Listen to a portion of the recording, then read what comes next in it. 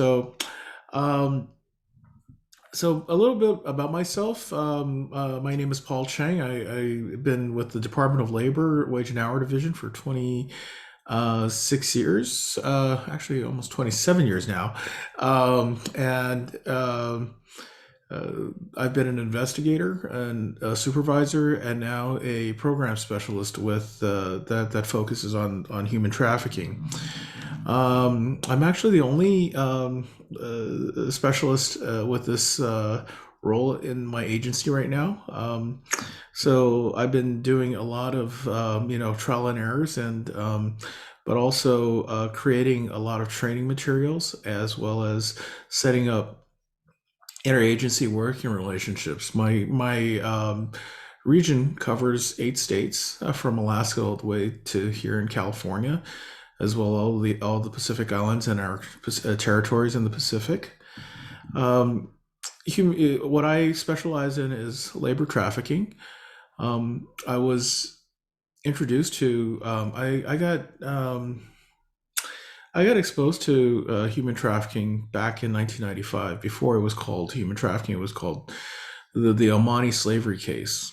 The Omani slavery case was called slavery, obviously, because the human trafficking laws came into existence after 2000, and in the United States, both the United States and internationally. So prior to that, we still had to, with the Almani case, we had to actually prosecute that case using going back to the 13th Amendment. So this was something that, and then when I got involved, when I became a specialist on this issue, I realized, um, there, although we had a standard definition of human trafficking through the AMP model test, which is the action, means, and purpose test.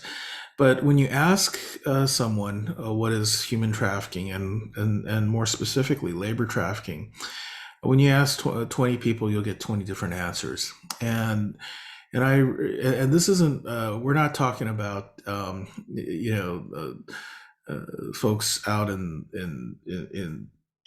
the general public. We're talking, what I'm talking about are law enforcement, service providers, prosecutors, um, even judges. I would get definitions, all from different ideas, and what all of them did was, it was more of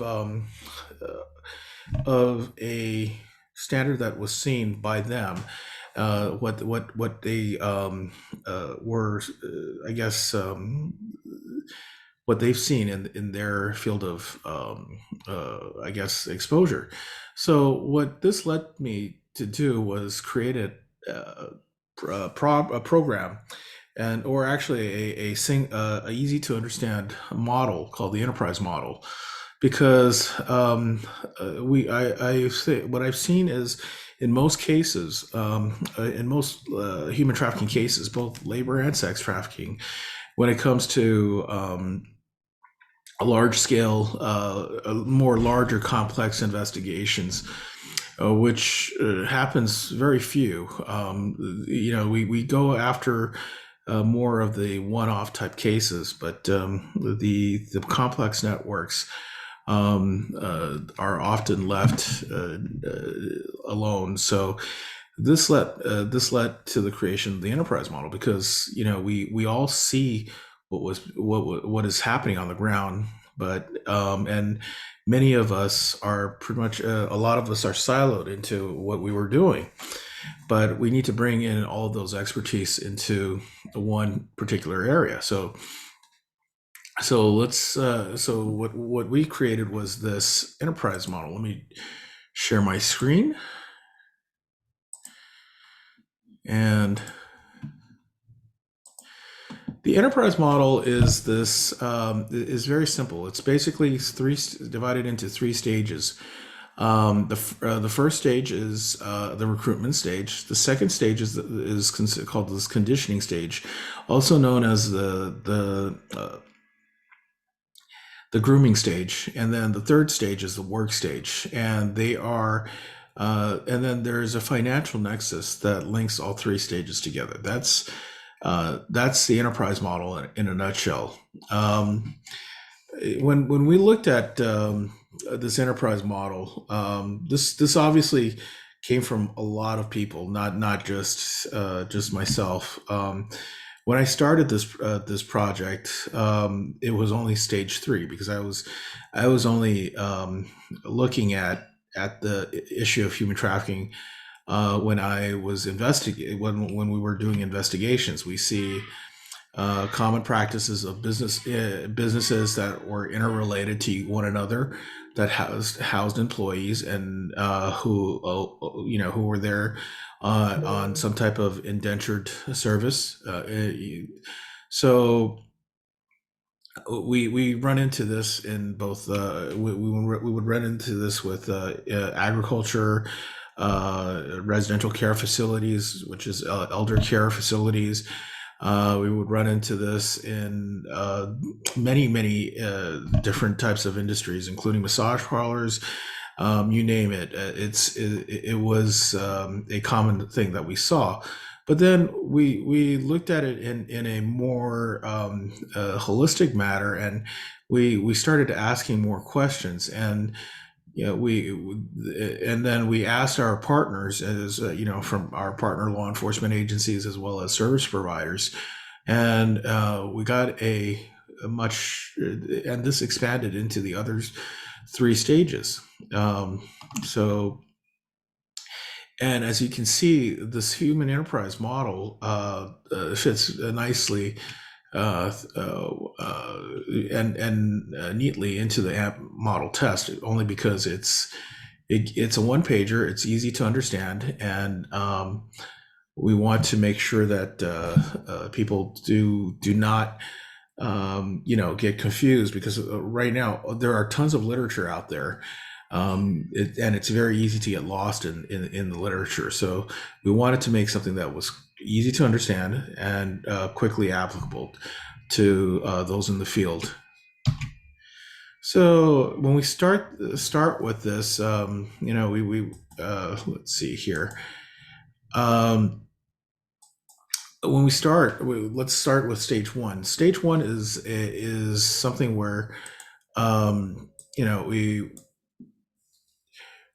it all comes down to somebody who is vulnerable at something. It all comes down to, I want a job. I'm looking for, I need to support my family. I don't have money. I can't live. I don't, I don't have, I need something to put food on the table, or feed my family, or, put a roof over my head, or help my family. So that vulnerability opens up a person to obviously these types of recruitment from unscrupulous recruiters out there who will promise a lot, but when it comes to deliver, obviously it's more than they bargained for. In many cases, especially when people don't have anything, people are willing to go through extraordinary ends. And sometimes, if you think about what is happening right now at the southern border, many of the unaccompanied minors were recruited from indigenous areas, from Guatemala, Honduras, on these caravans to come to the United States to work. They're not here to take advantage of any social programs. They're here to find jobs so that they can support their families or to support themselves. But they were promised these things by these recruiters. So these recruiters then prepare the pre-departure logistics. They do all the travel plans for the victims, and then once the person leaves their domicile, the grooming process or the conditioning process begins. So in this area, and I like to open it up for some discussions. That what do you see can happen in this area using the AMP model test? Do you see is there a potential for fraud, coercion in this area?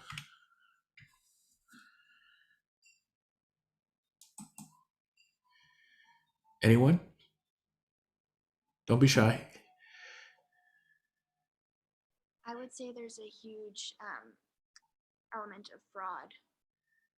Absolutely. Excellent point, Kaylee. This is where much of the fraud, all of this promise takes place.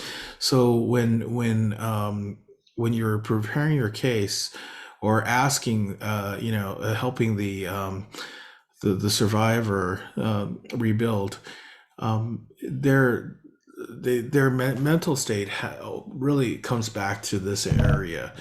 You need to bring them back to before they came to to this point where they were actually the place where they actually became most vulnerable to the trafficker. Let's see here. So this is the recruitment stage. These are some of the indicators of this, and later on, I'll make a PDF version of this so that you can have this on hand, and I'll put it on the share that with everybody. And so these are some of the indicators that you'll see about during the recruitment stage. Next stage is the conditioning stage, or the grooming stage.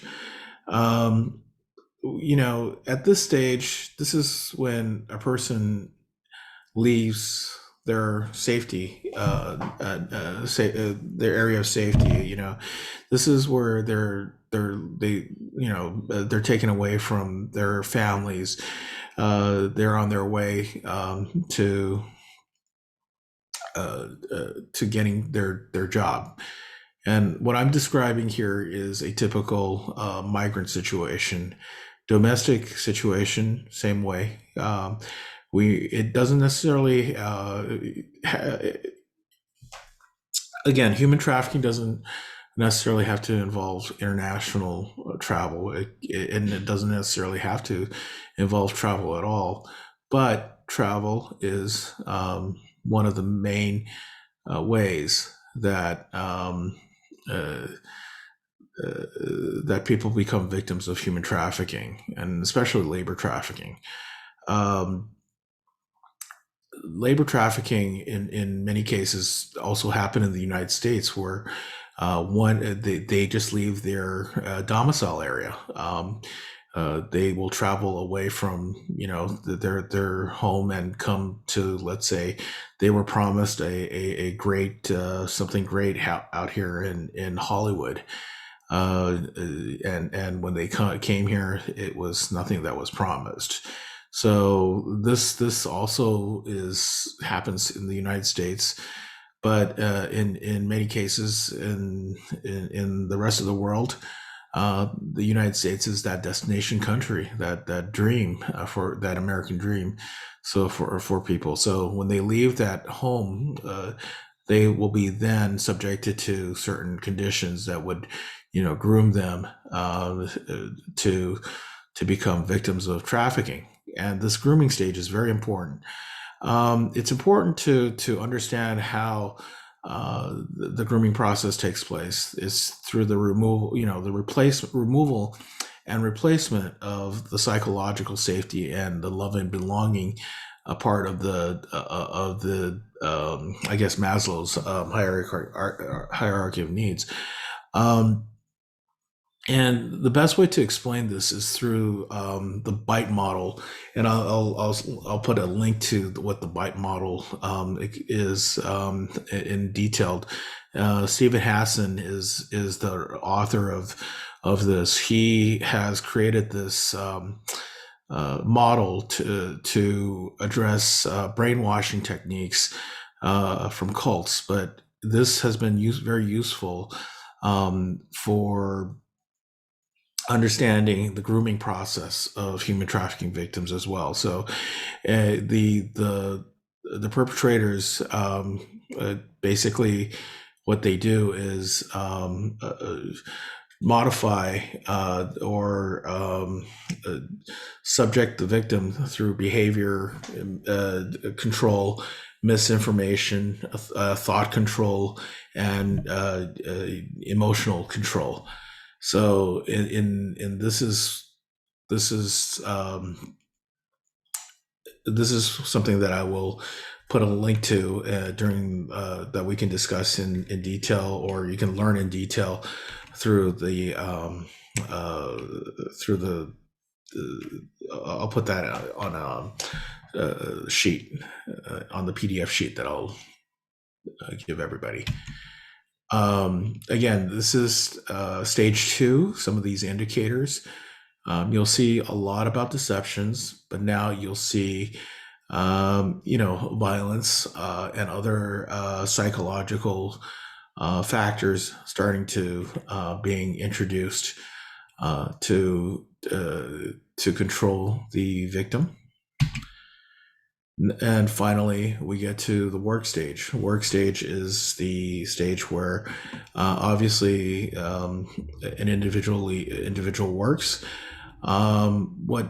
What's different about labor trafficking and it's there's nothing inherently wrong with work. So many victims of labor trafficking often go unnoticed. One of the things that how can we detect labor trafficking? It's very difficult, and one of the things where you can see there many are hidden right in plain sight. And what but so what one of the things that we need to look at when we talk about labor trafficking is see these all happen to industries where wages are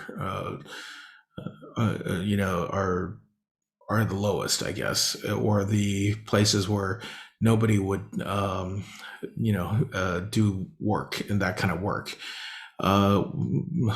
Perfect example are dairy farms. Think about people who egg ranches. Obviously, restaurants. These are low wage industries. Also, those dishwashers. Why do you think dishwashers in restaurants do what they do? Obviously, no. There's no tips involved in what they do, and they work in many cases with less than what was promised in the federal minimum wage. Um, we have manufacturing. We have other low wage industries. We have people selling flowers out on the street corners. Sometimes these are most at risk of labor trafficking, and but we often don't see them as victims of labor trafficking or human trafficking, only because what they're doing is not something inherently illegal. So this is something that um, we need to do, but understand. But what the issue about what do we do? Do we rescue an individual from that situation? What happens if you do, let's say, rescue them or take away, take this person out of the work stage? Um, they actually just go back to stage two again, and stage two is this stage two is where they are permanently housed. So I will show a quick video later about what stage two looks like. And the stage two is more of a permanent housing solution where people are permanently housed at. So these are now the indicators of during the work stage. Obviously, more you have more physical as well as psychological coercion and uh, uh, being forced upon the victim. And what we do is, when you look at the human trafficking, one of the most important parts of that is what are the support mechanisms that enable this type of business to succeed or to work, this business model to work. It's often much larger than just a one-off type case. Why do we when we let's say, for example, I'm just going to take massage parlors for example.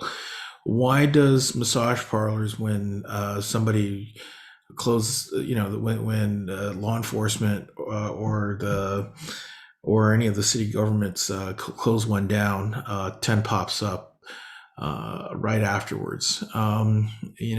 These are the situation is they didn't take down the structure of the human trafficking network. They only went after, let's say, a one-off case. These one-off cases will not solve the situation or will not even put a dent into the situation. It is considered just a cost of doing business because slave labor is actually quite lucrative for these types of businesses because they are operating at the low margins. For example, uh, they they count on law enforcement not being able to go after all of them, and especially the ones that are really enabling this industry for to occur. So the financial nexus is basically the money laundering schemes. So what does the financial nexus look like?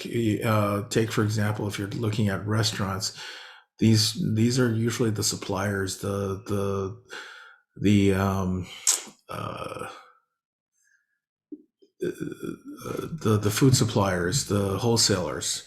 Who they're the ones that usually sets up the businesses and manages the money transactions. This is oftentimes connected to other illicit activities. So money laundering is one of the main ways that these chains operate financially to move money and capital. And basically, this are all three stages are supported by this financial nexus. This is what we found doing our type investigations, and this is not limited to one type of industry. It's this happens in a lot of different types of industries. So we're able to use this type of these types of model to go after these types of enterprises. So with that, I'm gonna open it up for some discussions.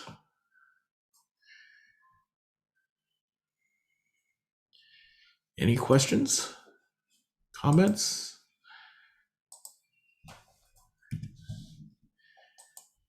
Okay, I'm gonna put this on PDF, and I will.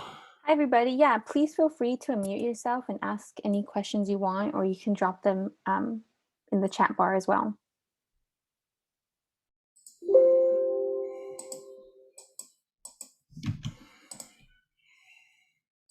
But to get the conversation going, Paul, one question I did have was, could you give us like a case study of an example of how labor trafficking looks? Because I feel like all forms of human trafficking, we tend to have a paradigm of like how we think it looks depending on how social media and television depicts it. But could you just give us like a real life example of what it truly looks like today? Okay. Um, let me see here. Is there a way to share a document? We can Oh, work on okay. getting that email to me and then I can share it with everybody who joined. Oh, okay. Actually, I just found it. Let's see here. Here, I'm okay. I just uploaded the that PowerPoint. All right. Um, there is another video that I like to share with everybody. Let's see here.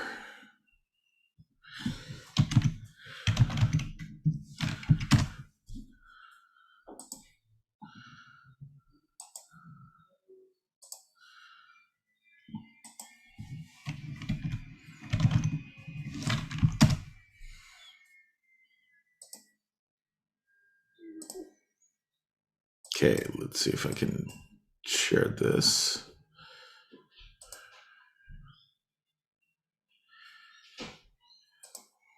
Let's see if I can share this screen.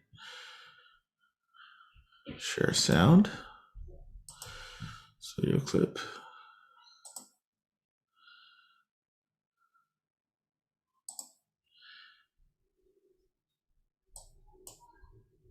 你随便的就 Okay, this is an example of a case. This is where a stage two would take place when you open up. So when a person is brought to the United States, this address is 122 North Lincoln in Monterey Park. So almost all of the massage parlors in the United States, the victims would often come through this particular property or use this property as a bus stop to be uh, sent to all over the country, and I'll explain why this particular address is so popular after you see the movie. I guess the video clip. 就在这一片随便去一个街上都有家庭旅馆。像别的地方的话，他们住那种礼拜堂，就是住在地上，起码是有床了，不用住礼拜堂那种地方。这是不是不合法呀？是啊， Do you see this? Is this coming out clearly or? Yes, it is. We can see it. Okay. 太多人需要住家旅馆，要不然的话，你都去睡大街了。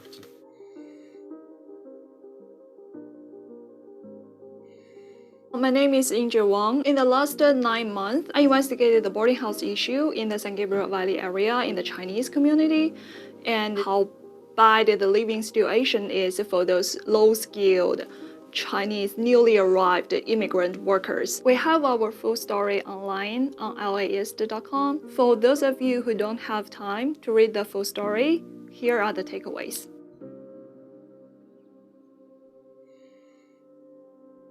A boarding house can be at an apartment. Did you notice this area? This is the place where people will find both living arrangements, but also working condition work. This is not necessarily the work. Mostly for housing, but but the work there are these employment agencies located right next to these areas. So these employment agencies are the main source for human trafficking in almost every area in the United States. A boarding house can be at an apartment, a condominium, or a single-family house. Some people just rent that from the landlords and then they sublease the spaces to other tenants.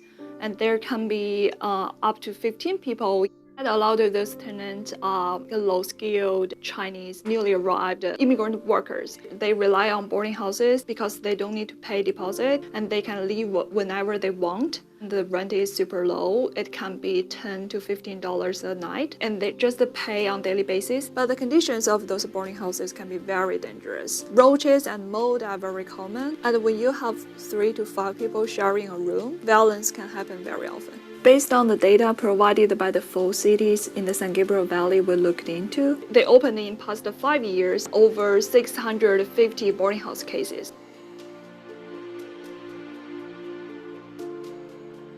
Based on the number I learned, Montreal Park has the most boarding house cases in the San Gabriel Valley area. That's also reflected by what the tenants told me. When they arrived at LAX, they would just come directly to Montreal Park, and it's like a well-known area for Chinese immigrant workers. I talked to their city officials and their previous mayor and now the council member of the city, Peter Chang, told me that he knows like the problem has been in the city for years. They used to have 30 to 40 people in one boarding house, and now it's more like 7 to 15. In his opinion, the problem now is under control and it's so much better. If nobody reports the boarding houses to the city, the It's not city under is control. basically letting them go.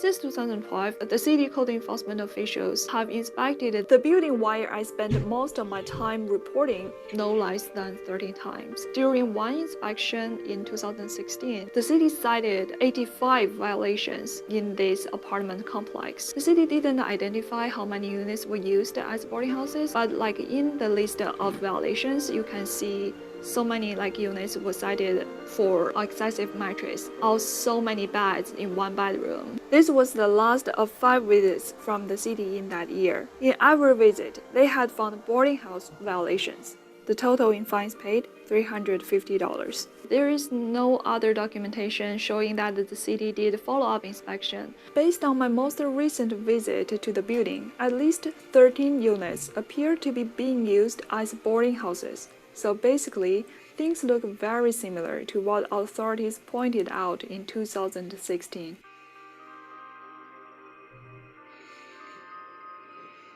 A lot of the city's code enforcement officials told me that when it comes to the boarding house issue, it's very hard for them to identify and to just do the inspection because it's an interior issue. They rely on complaints from the neighbors, so they have to get enough evidence, such as photos, to really get in there. Otherwise, they have to rely on the tenants living in there to let them in. Even the city can really enter the building. If they identify the issue, they will just send a warning to the property owners. Second time inspection, if the owners don't correct the issue, the fine will be $100. The maximum fine is $1,000. Because the fine is really low, a lot of the times the landlords would rather just to pay the fine instead of doing the maintenance.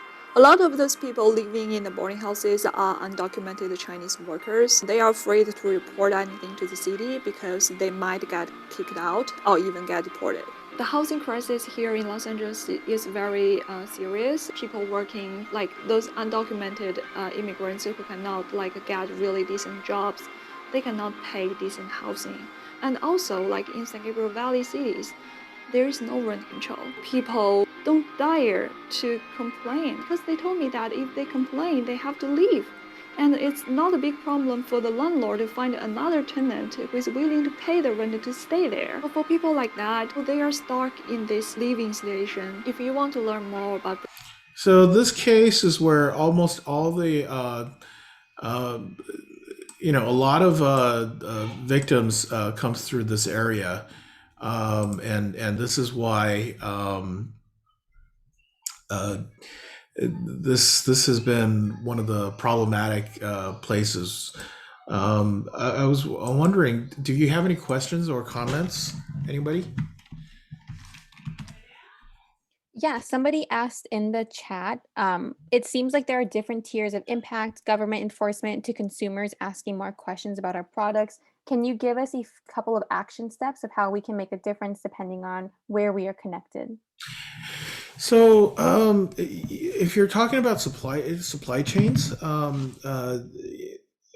I think the bottom of the supply chain is where you should start asking questions and demanding on where the product came from. take for example, the clothes that we wear. Who were the contractors? We want to demand who actually sewed these garments. It was never garments are never are not the garments are never sewn by the manufacturers, the private labels that owns them. It is always contracted out to a third party, who third party contractor. So this is something where the third party contractor oftentimes pays below minimum wage. And in these cases, it's the pricing analysis. Do they get do or are is the pricing that is given, is it enough for that for that company to produce that piece of garment legally, or pick that fruit, or pick that vegetable legally? Because when a fruit is picked, they're paid on piece rates. They're not paid on an hourly basis. These piece rate workers will not generate enough income to make enough to obviously make minimum wage. But also, many of these workers are indentured, so that they're actually paying off a smuggling debt. So these are forced labor cases that are out there. So people are. This is where we often have to ask, the workers that are producing these goods for us. The pricing is basically what determines, at the end of the day, if slave labor will be used to produce these goods. If you're looking at a shirt that's $2, for example, that's something that doesn't fit. The pricing just doesn't fit the reality. And this is where you probably don't want to stay away from those types of brands, or you might want to ask these brands to be transparent of their supply chains. That makes sense.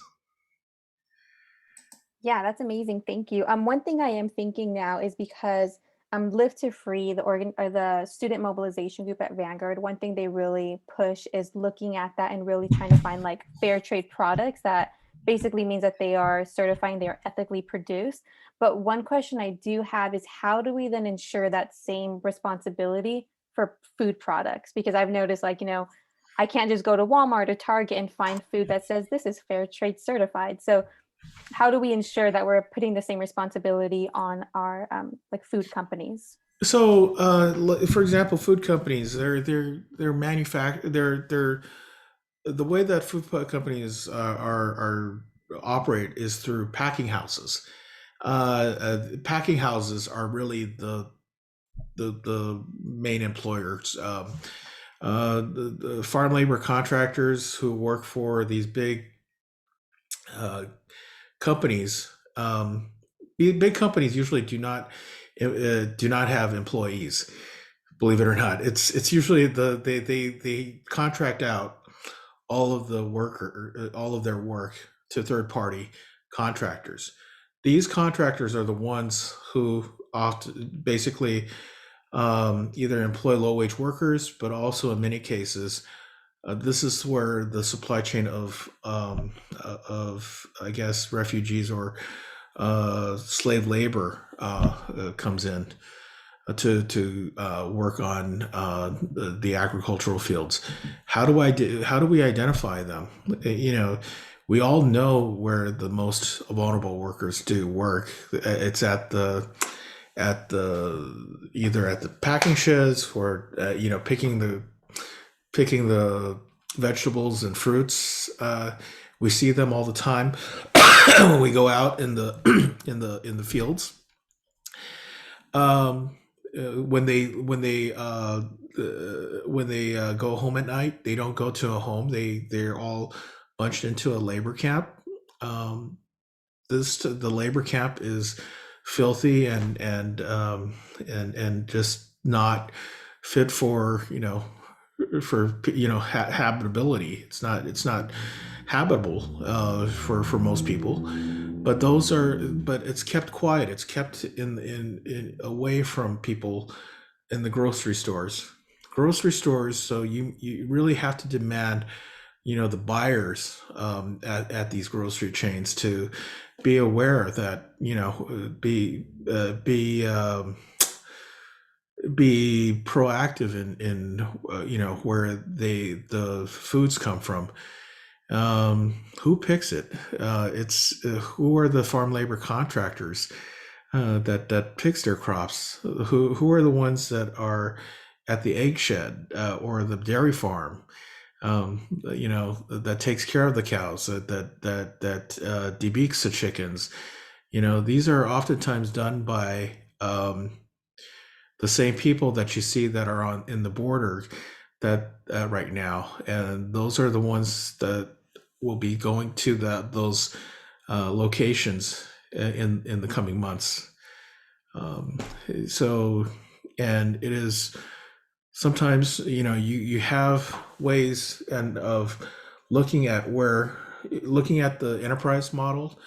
You can tell where they are, where they came from, where they are now, perhaps on the border at some migrant camps, and where they will be in the coming months once they arrive in the United States. So how do we put a stop to this? Obviously, policy wise, if we take charge of all of the process, if the government actually controls, obviously, number one, increase the. It's not about putting more barriers on the border. It's about controlling the flow of guest worker programs. So you need to bring in, vastly, expand the guest worker program. Number one. Number two, once the guest workers programs get expanded, the government has to take responsibility for the guest worker program. It cannot be contracted out to a third party, because this is basically the third party is the traffickers. These are the trafficking unit right now that's creating this problem. The H program, notoriously, it's rare that you will not find somebody who doesn't ask for a kickback from the recruiter. That needs to stop. The government needs to take full control and responsibility of the recruitment process. And do away with the whole entire travel, because the travel is where the traffickers completely grooms the workers to be reliant on the traffickers. We need to stop that.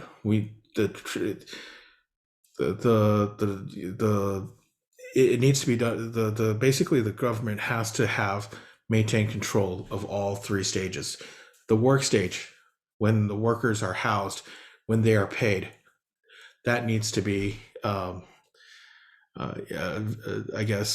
looked at on a constant basis. So obviously this is something we may be looking at a higher, this may create higher inflation, pressures down the road. But if you really want to be serious about taking care of human trafficking, especially labor trafficking in this world, we have to start and be serious about our supply chains. Wow, yeah, thank you. That's a great point. I feel like it's not thought about that when we demand better wages for people, that way they can have, better living situations, so we don't have child labor as well, that they're able to go to school and get an education, that then also puts pressure on us, and we need to take responsibility because we're the ones demanding those cheap products. But another question I had was, you mentioned government policy. So one thing I'm wondering is, obviously within the United States, we have our own policies, hopefully, to enforce labor and sex trafficking. But when it comes to companies contracting third parties outside of the United States who are then doing the exploitation within other countries, is there a procedure for within the United States that in order to address that? There are procedures on the books, but they are very weak, and we rarely can enforce something like this. A lot of companies hire third-party monitoring companies to look at their supply chains, but right now the monitoring companies is still the wild, wild west. There's no set standards set for these monitoring companies. So this is something that I think would be good for folks that would be interested in this issue to address, is to set a standard for monitoring companies and saying, hey, monitoring companies will look into the supply chain, look into, let's say, for example, you talk about garments produced in let's say China and Shenzhen, for example. Everybody thinks their garments are produced by this big factory that houses over 100,000 employees somewhere in Shenzhen, China.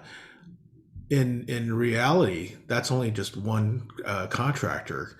The amount of work that is given to that contractor can't complete based on what was given to them.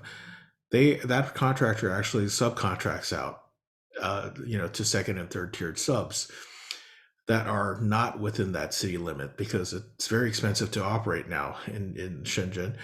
They go somewhere else, and before you know it, manufacturers don't know where their goods are. And this is exactly what happened in Rana Plaza in Bangladesh several years ago.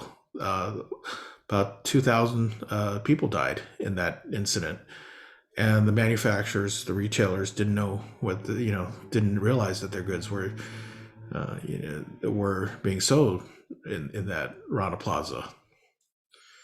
So monitoring is extremely important, but also making sure that the pricing again is not so low that, and it puts downward pressure so that the people will cut corners. So once you have pricing, everything all comes back to pricing, and that's basically what is the main cause.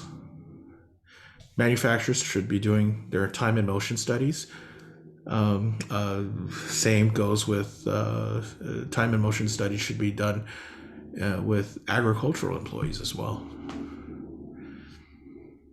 Wow, yeah, thank you so much. I think it's so important for us to realize we need to look at the entire supply chain. And I think one of the attendees, she just mentioned it, like it is such a complex process in order to manufacture products and food that it takes time to individually go through each of those processes and ensure that people are being paid fairly and that they're having safe and healthy working conditions. So thank you for sharing that. Does anybody else have any more questions, or we can go ahead and end it here if nobody else wants to ask any more questions for our guest speaker? Okay, let me give you one more video on this. This is actually just before we leave. Let me share one more video.